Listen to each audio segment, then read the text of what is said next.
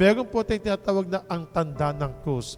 Ama, Anak, at Espiritu Santo. Ang pag-aantanda ng krus ay simbolo lamang po na tayo po ay nakatingin po sa banal na katawan, banal na tao, ang banal na Jesus na nakabayubay sa krus. Krus ang dahilan kung bakit po tayo ay naligtas. Maraming pagtingin po tayo sa krus dahil ito'y kahoy.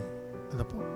Pero sa krus na kahoy na ito, naligtas ang sanlibutan. At ang pagpasa ni Jesus ng krus, ito po ay nangahulugan na ang dinadala niya ay ang buong sanlilikha.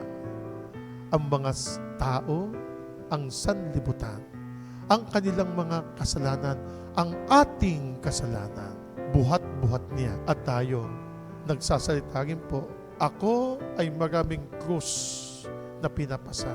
Ang pagpapasaan natin ng krus ng buhay, ito ay daladala natin kasamang naglalakbay ang ating Panginoong Hesukristo. Ang krus na ito ang magdadala sa atin, ang magpapakita sa atin, merong langit. Ang krus na ito ang magdadala sa atin sa buhay na walang hanggan.